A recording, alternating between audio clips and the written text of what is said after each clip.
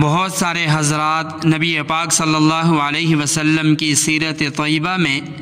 بیان ہونے والے سن نبوی اور سن ہجری کی حقیقت سے واقف نہیں ہوتے۔ ایک مسلمان کے لیے باقی احکامات کی طرح نبی پاک صلی اللہ علیہ وسلم کی سیرت سے بھی واقفیت حاصل کرنا یہ بھی بہت زیادہ ضروری ہے۔ نبی پاک صلی اللہ علیہ وسلم نے اپنی 63 سالہ زندگی کے اندر مکہ مکرمہ میں 53 سال کا عرصہ گزارا، جبکہ ہجرت کے بعد مدینہ طیبہ کے اندر نبی پاک صلی اللہ علیہ وسلم نے 10 سال کا عرصہ گزارا۔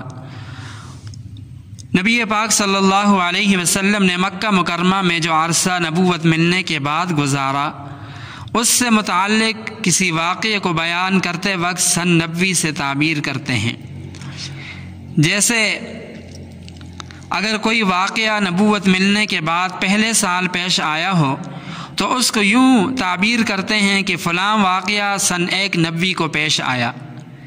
جیسے کہ جناب ابو طالب اور حضرت خدیجۃ الکبریٰ رضی اللہ تعالی عنہ کا جو وصال ہوا، انتقال ہوا، سن 10 نبوی میں ہوا،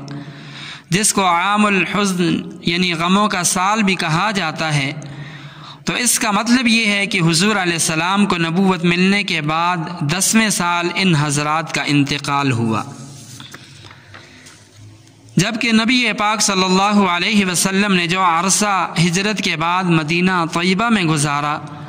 تو اس سے متعلق کسی واقعے کو بیان کرتے وقت سن ہجری سے تعبیر کرتے ہیں۔ جیسے اگر کوئی واقعہ ہجرت کے بعد پہلے سال پیش آیا ہو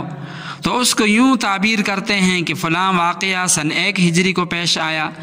اگر کوئی واقعہ ہجرت کے 6 سال پیش آیا تو اس کو یوں تعبیر کیا جاتا ہے کہ فلاں واقعہ سن 6 ہجری کو پیش آیا۔ مزید اہم مسائل جاننے کے لیے اور اہم دینی معلومات حاصل کرنے کے لیے ہمارے چینل کو ضرور سبسکرائب کیجیے، ویڈیو کو لائک اور شیئر کیجیے۔